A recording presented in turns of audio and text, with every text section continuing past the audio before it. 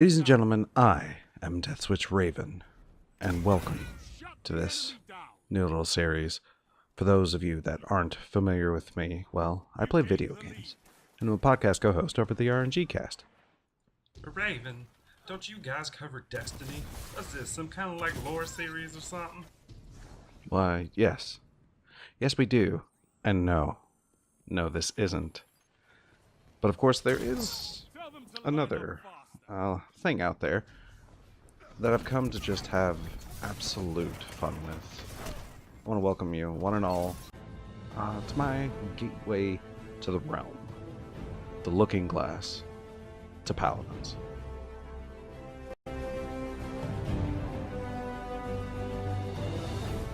Now, with this being the gateway episode and all, I'm going to be covering quite a bit of basic information about the game. And at its core, Paladins is a multiplayer, arena-based team shooter, aka a hero shooter. Now, bypassing its early notoriety to another game within the genre, you know what I'm talking about, but I'm not talking about that. Paladin's story covers the fight between the tyrannical we want to control anything magical magistrate versus the freedom-fighting rebel resistance whatever paladins who are taking up their banner from the group that pretty much accidentally led to the magistrate coming to power anyway after some weird goblin uprising war thing. Yeah, that's about it. Now, Paladins is free to play. Similar to another of Hi-Rez Studios' games, Smite. That sounded weird, didn't it?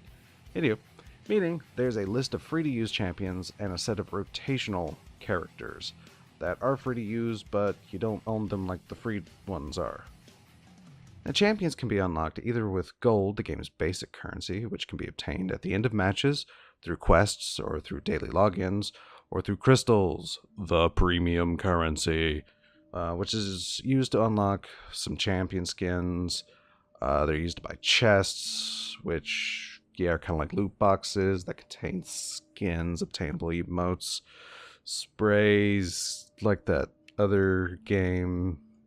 And there's a battle pass system, like that other game.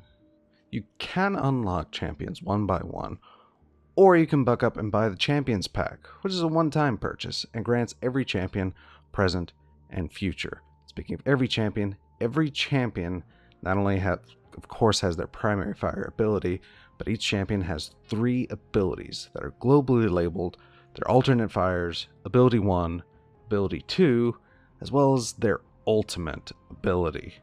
Now, from skill to skill, from champion to champion, cooldowns vary, except for ultimates. Ultimates gain at a 1% roughly every 3 seconds passively, but can be more actively gained by either dealing damage with your weapon, with skills, healing allies, and you get a pretty substantial boost for hitting kill streaks. And of course, once you hit 100, you do the thing, you do your stuff. I mean, that's about all I got for you on that. Now, one feature that allows Paladins to carve its own little niche into the hero shooter genre are the champion cards. Now, these cards adjust how the champion's abilities behave, allowing you to tweak how these champions play in given situations by enhancing your characters either themselves or enhancing any of their other 3 non-ultimate skills. Now, each champion has a unique selection of cards for themselves. There are no shared pools. The use of the cards are in loadouts.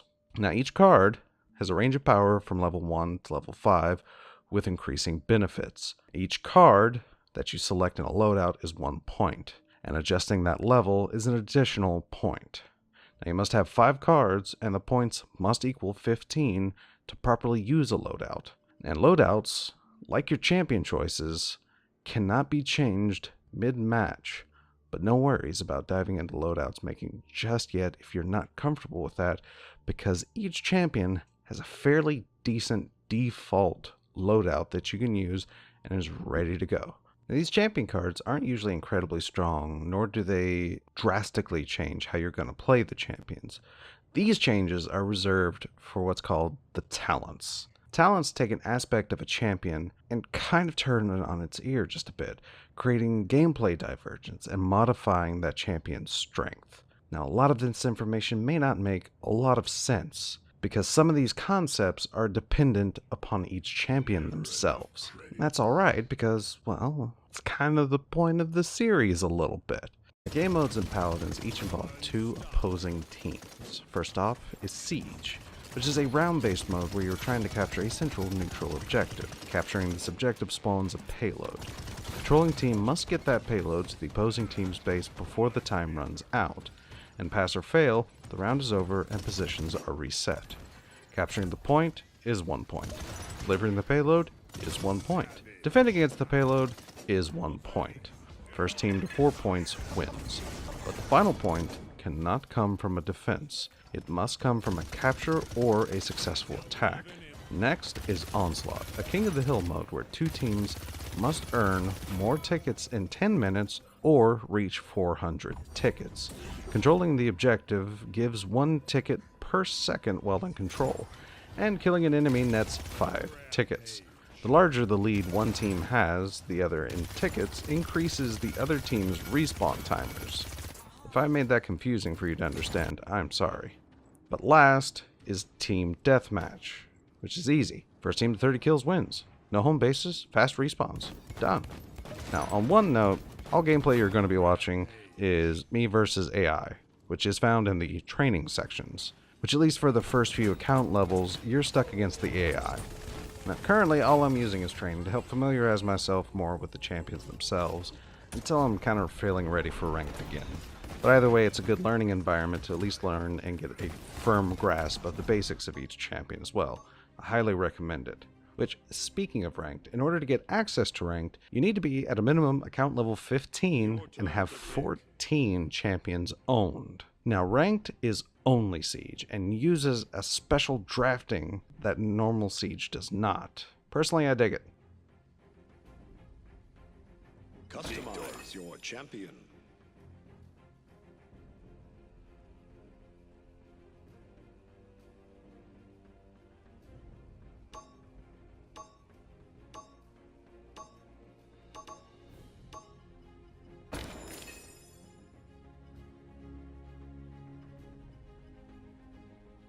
Now, with this being the Gateway episode, the first champion we'll be going over is the free access damage champion, Victor, the Lone Wolf.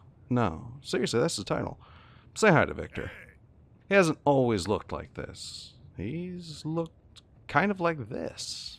He's had a visual rework that not all of his alternates have had applied to. But this is Victor, the Lone Wolf, the soldier. No, not that guy. The former elite soldier of the magistrate who is constantly looking to reprove himself to his superiors. But being at damage, he gains 100% more credits with damage dealer gains, which is of course gained by dealing damage to the enemy, and ideally plays kind of behind the front lines and in range of supports, basically making the enemy team go through your team as you're pelting them from a distance. Damage or burst damage. It's not necessarily your job to get the kill, but at least make the cleanup a little easier. And he has been available since June 30th, 2016, Beta 28. He has 2200 health, which is basically middle of the road for other damage champions. He also has a movement speed rating of 370, whatevers, which is the second highest speed rating of any champions. And he's apparently voiced by Edward Bosco. He can be known for other roles such as Franklin from Hunter x Hunter, Gargos and Conra from KI 2014, Chip from Guilty Gear Xrd Sign, and Ed from Street Fighter V. Which brings me to the next Paladins feature, champion levels. Champion levels serve as kind of a mastery rating. The more you play with them, the more XP you get for them, the more their mastery level goes up. Hitting certain milestones in the mastery rewards unlock things like the character's talents, a mastery skin, and even the character's title that you can wear below your own name. Now, mastery skins used to look about like this.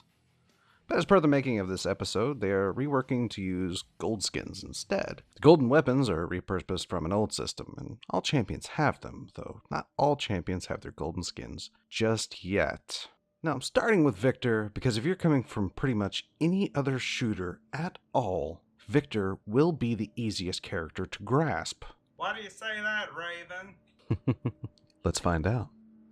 Victor's primary fire is his assault rifle. It deals 135 damage every 0.1 seconds, also making his DPS very easy to calculate. Multiply it by 10, my dude. It is listed as direct damage, meaning it hits one target at a time and is effective at medium range. We can see that this range is a little over 100 in-game units. Meters? Feet? I don't know, but it's about 100. Victor is a hit scan champion, which means there's no travel time for his bullets. He is also capable of getting headshots, taking his damage from 135 to 203. Now his damage fall off is dynamic, meaning that it slowly starts doing less damage until hitting a bottom cap of about 80 to the body and 103 to the head, roughly at around 200 units. Base ammo for his assault rifle is 30 rounds and it takes 1.5 seconds at base to reload. And while hip firing, the back of his rifle has an ammo meter. Neat! Hits with assault rifle give Victor 0.9% of his ultimate charge. Headshots return 1.5% of that charge. Now, Victor's armor and weapon cards include Flak Jacket, which give Victor more health. Hit and Run grants Victor speed for kills. Speed Load increases Victor's reload for eliminations. And Excel Mag, which increases your rifle's magazine. Victor's alternate fire is Iron Sights. Like many shooters these days, Victor's can bring up his sights to increase his accuracy, but gaining a base movement speed reduction of 50%. Now this gets rid of Victor's accuracy bloom, and leaves you only to the mercy of the weapon's recoil, with a slightly increased zoom. Now the Iron Sights category of his cards gives you options of Compensator, which reduces the rifle's recoil. Firing Stance reduces the movement penalty Iron Sights gives you. Predator, which reveals enemies you hit while in Iron Sights. And Reflexes, which reduces the time it takes to even bring up Iron Sights. Victor's ability 1 is another of a bit of a shooter mainstay, the Frag Grenade, which has an 8-second cooldown. Victor tosses the nade in a bit of an arc and deals up to 750 damage on explosion. It does area damage, meaning it hits multiple targets, of course. Now, the frag grenade button can be held down to cook the nade, making it explode sooner after being tossed. Hilariously, if you hit an opponent with the nade itself, it does an extra 100 damage. The explosion itself has a range of 30 units, and there is a slightly dynamic damage fall off from the center of the explosion. Full damage closer to the center of the explosion to a minimum damage of around 375-ish. Once thrown without cooking, it takes 1.5 seconds to explode. And from what I can gather, has a throw range of about 200 units. Now for every enemy hit with the frag grenade, you gain 4% of your ultimate charge. The frag grenade cards are Fire in the Hole, which gives you ammo for every enemy hit with a grenade. Grenadier, which reduces the cooldown of frag per enemy hit by one, though has a 5-second cooldown between when you can gain its benefits. Hot Potato reduces the time it takes to cook the nade, and On the Move gives movement speed while cooking the nade. Victor's ability 2, yet another shooter staple. Are you starting to get why he's the gateway yet? Anyway, this is Hustle. Hustle is Sprint. Activating Hustle, no need to hold down, just give it a press. Lowers Victor's weapon and lets him run 65% faster. Now, a side note here, on console you can also use the L3 or left stick button to activate Hustle. Now, any other skill or repressing Hustle will deactivate Hustle, and it can only be activated while you're moving forward. Hustle cards include Guerrilla Warfare, which gives you increased reload speed for 3 seconds after Hustle. Run and Gun regenerates ammo per second while in Sprint. Sorry, I just can't say Hustle anymore. Crap. Scramble gives you pure damage reduction while using the Sprint. And Second Wind increases Sprint speed for 1.5 seconds after activation. Now we get to Victor's ultimate. And being the shooter guy, he calls in an airstrike called Barrage. Yep. He pulls out a pair of targeting binoculars and calls in bombs from above. Once pressed, you get a timer to drop 3 bombs. Each shell does 1400 damage, range of about 30 to 50 units. There is no damage fall off, and each shell takes about 0.75 seconds to hit the ground. The ultimate can be ended early. If no shells are dropped, you'll still have 60% of your ultimate charge. and each shell dropped consumes 20% of that remaining charge, so whiffing or running out of targets isn't punished super harshly. Now we get to the in-match items. Now getting kills, healing allies, surviving encounters with low health, kill streaks, capturing or contesting objectives, basically playing the game gives you credits in a match. These credits are used to buy items. You can buy one item from each category per match, though that item can be upgraded 2 more times with more credits. Defense or blue items are Illuminate, which increases the range that you can detect stealth units, Blast Shields, which reduce area damage effects, while Haven is the same but with direct damage, and Resilience, which reduces crowd control effects like slows and stuns. Utility or yellow items are Master Riding, which increases mount speed. Oh yeah, there's mounts, and they help you get back to the objective quicker. This lets them do that even faster. Morale Boost, which increases your ultimate gains. Epic gains, bruh. Sorry. Nimble increases your movement speed, and Chronos gives you a blanket cooldown reduction, or CDR. Healing or green items give you Rejuvenate, which gives you additional healing from outside sources. Veteran, which increases out-of-combat healing, which is another mechanic for Paladins. There are no health packs. There's a green bar just under your character portrait in the lower left-hand side that, once depleted, will allow you to start healing while out of combat. Kill to heal gives you health when getting an elimination, which isn't a kill, but at least an assist. And then there's Life Rip, which takes the damage you deal and returns a percentage of it as health, aka Lifesteal, Vampire, Drain, whatever. Offense or red items give you Bulldozer, which lets you do extra damage to deployables like turrets, illusions, mines, etc. Cauterize, which your weapon attacks reduce your target's ability to get heals. Yes, it blocks heals. 90% at max level. Massive. There's Wrecker, which lets you do more damage against shields, and then Deft Hands, which increases your reload speed. Now for Victor, some of the items you might want to focus on for blues should probably be Blast Shields or Haven to make them a bit tankier, all depending upon what your enemy team is using. Nimble can actually work well because it can even increase the speed of your hustle. And then there's Morale Boost, because who doesn't like more ultimates? These are the most useful yellows for Victor, since Chronos is only really big for characters with larger cooldowns. Now for Victor, his only cooldown is Frag Grenade at 8 seconds. Chronos 1 puts that on 7 seconds.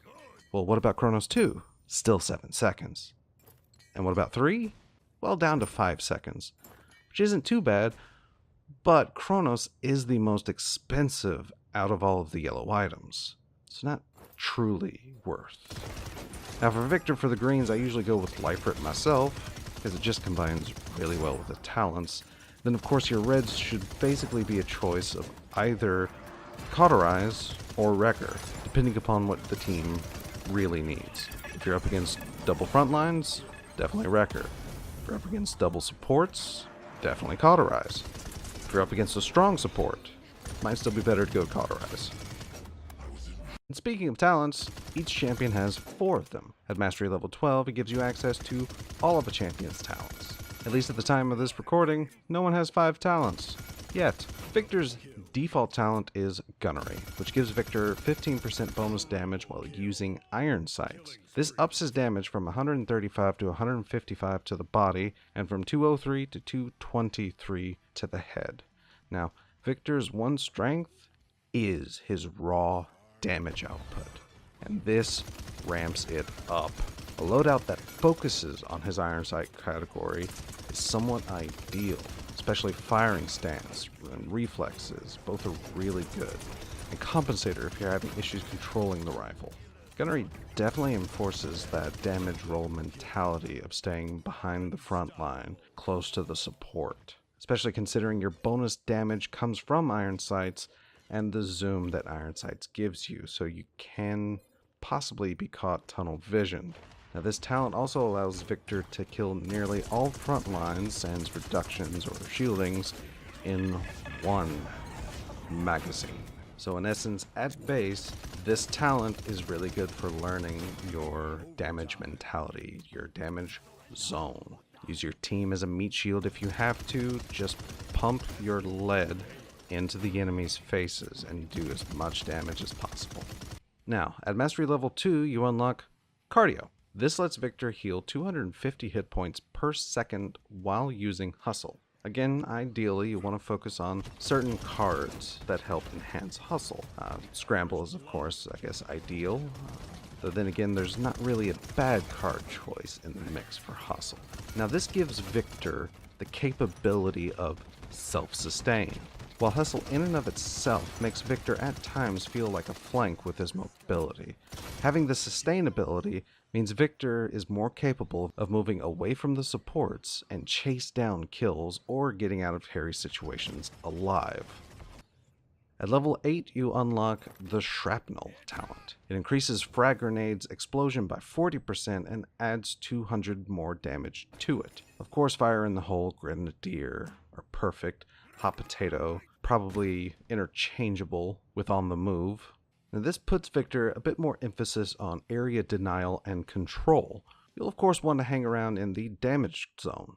Yeah, I'm coining it. Which is hanging around your frontline supports, meat shields and such. But this can really let you deter enemy groupings and add more damage non-directly. Get it? It's area damage. Now, map knowledge and enemy prediction can really put a hurt on the enemy team with this talent. And then finally, at level 12, you unlock Firefight. This talent gives Victor a massive 30% bonus damage while firing from the hip. You know that 135 body and 203 head damage? I'll get more used to 176 to the body and 243 to the head. This talent makes Victor a damage beast, a tank buster, a holy crap where did my health go run and gun maniac. No, seriously, it gives incredible DPS, able to burst down most front lines in about a half a magazine, man. Though it can also give Victor that risk-reward mentality, because ideally, for maximum accuracy, you want to get in close and spray down your foes. Take that how you will. Since Firefight is just hip-fire bonus damage, you don't get the advantage of Iron Sight's accuracy and are a victim to Victor's accuracy blur. And you don't get Compensator bonus. His Compensator only works with Iron Sights. Now, one thing I personally focus on is keeping ammo up. XL Mag, hit and run to help GTFO situations you push into. Fire in the Hole, speed load to keep ammo count up. Basically, I try and keep the mag full and spray down whomever I can and just hope that the damage can dig me out of any hole I build myself in.